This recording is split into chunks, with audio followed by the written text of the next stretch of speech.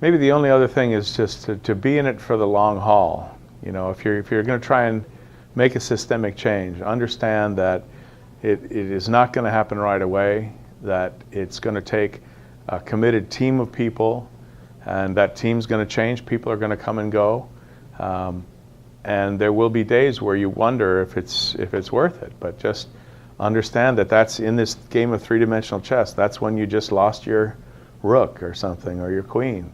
It doesn't mean the game's over. It just means you have to come up with different strategy now because things weren't what they appeared to be, or are no longer what they were. So be committed. Don't allow people to enlist without really understanding the magnitude of the change. Let me say this in a slightly different way. There's a wonderful superintendent, one of my favorite people in the world, who wanted to move his school, and he was a very, very positive, optimistic, dynamic, charismatic person. And so he said to his school district, hey, let's make this big change. And they said, I don't know, but if you think so, we're with you, basically. And so they did a block scheduling thing at the high school, and they made some other changes concurrently. But then when it started to get rocky, because they went in because they liked the guy, rather than because they really understood and really believed that there was value in what they were doing, when things started to rattle, the lesson he told me was, don't move ahead until people really understand why it is they're doing what they're doing. Don't accept, I'm with you, accept an I believe in that, and so I'll help you move in that direction.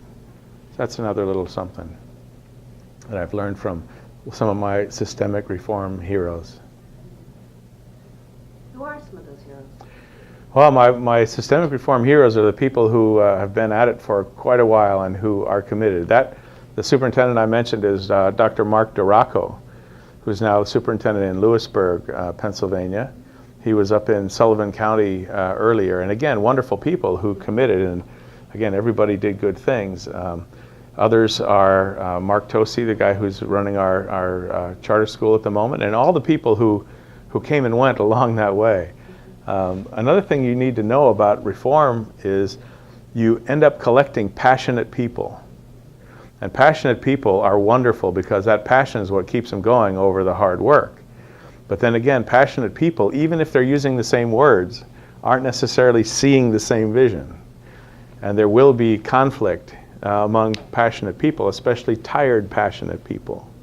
So most of the schools I've watched or been involved with in any depth, you see conflict, even among really good people who are all trying to go in the same way. And I think it's a function of fatigue and passion and other things. So try to remember too what Peter Senge in the fifth discipline points out, that when people are at odds or when something's not working, it's not necessarily a personnel or a performance problem. It's probably a system problem. Communication may not be what it needs to be, or something. But I've seen several cases where great people end up on different sides of an issue, and it gets quite tense.